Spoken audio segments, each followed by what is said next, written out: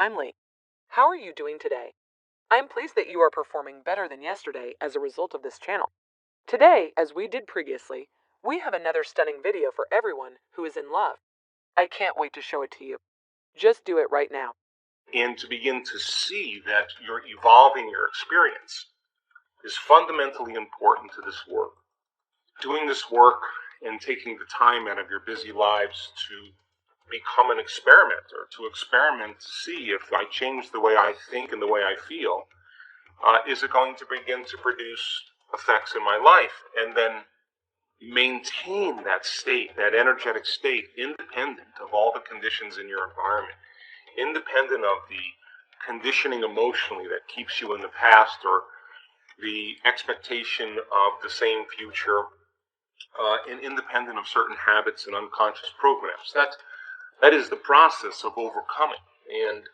And being able to sustain that state every single day causes outcomes to begin to mysteriously appear in your life.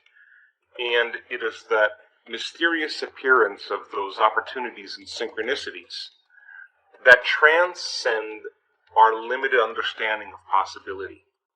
And so, yes, not everybody heals in this work. We're learning the process. And it's not enough to just send people love in this work. Love is the wind that moves the feather in one direction. Intention is what lands the feather on the coordinate, on the person, on the circumstance, on the condition that you want to change. And it is our intention that is a function of our brain, a function of our ability to hold an intent or focus. The emotion is the fuel that moves us closer to that outcome. And so it's important for you to understand then that if not everybody heals in this work, and it's a practical application of overcoming every single day that allows you to become somebody else, then it would be about becoming. It would be about you becoming a greater version of yourself. And I've said to so many people in this work, you know when you're changing in your life when you stop talking about it.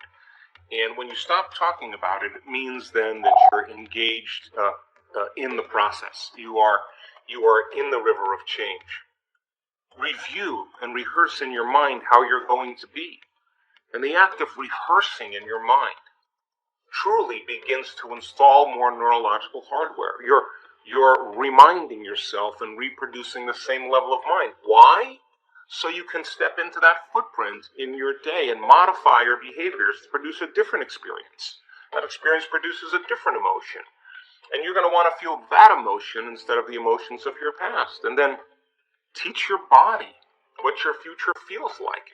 Start making those chemicals. Yes, I know it's not easy all the time to feel elevated emotions. Believe me, I've been at this a long time. If you could feel that emotion before the event occurs in your life, your body's so objective, it's going to believe that that future is happening to you in the present moment.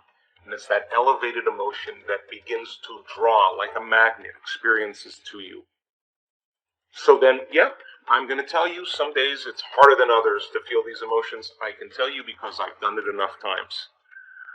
But that's natural and that's normal. But what we're after is supernatural.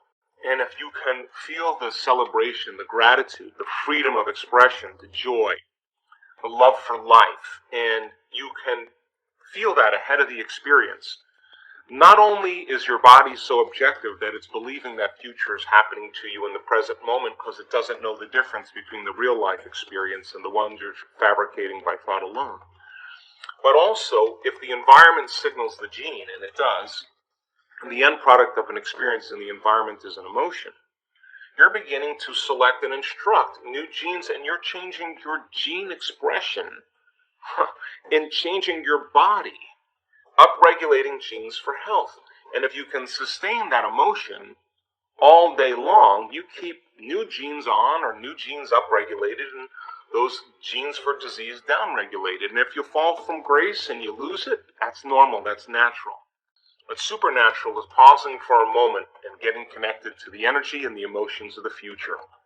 And so Going back to the basics, I go back to them all the time, but a good place to start is breaking the habit of being yourself. When you finish that and you got those meditations down where you break the habit of your old self and reinvent your new self, and you're starting to see situations in your life begin to shift without you having to force them or push them or fight for them or manipulate them or control them, now you know that you're doing it properly. If that makes sense to you and you start seeing the magic and you want to move forward, then do the progressive workshop or the intensive, or getting more involved with reading placebo, and practice those meditations. And when you finish that and you feel good about that, move to supernatural. And there's plenty of practice with walking meditations, with teaching you how to open your heart, teaching you how to create more brain coherence, demystifying trance and giving you the tools. And I want you to be on the exploration. I want you to be on this journey with all of us. I want to inspire you to understand that many people want wealth, and they want abundance. But if they were to see a video of themselves all day long, if they saw a video of one day of how they were living, and they understood that their personality creates their personal reality, and that person was living in lack and living in frustration, living in the emotions of the past, that is not a person who is abundant. That we generate abundance. That's what we do. We generate it. It's an energy. And then we study abundant people. We study masters. We study people that have done it. And you'll see that they failed numerous times. You'll see that they had a lot of trials. They had a lot of betrayals.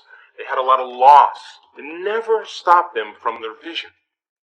And when they felt so worthy and so abundant that they had all their needs met, they felt so whole that it was no longer about their abundance, it was about who they became. When the abundance finally did come, they wound up giving it away anyway because they knew how to create abundance. And it's not a simple 1, 2, 3 process. It's a constant state of change. It's a constant practice. And yes, people have created a lot of wealth in this work. They've created a lot of abundance. And when they've created it, all they wanted to do was to give back and make a difference in the world anyway. The people that take the time to fill their brain with knowledge, the right kind of knowledge, not superstitious, dogmatic information, but information that is based in scientific reason. Not being a scientist, but understanding that science is the language to do it. People who take the time to fill their brain with knowledge.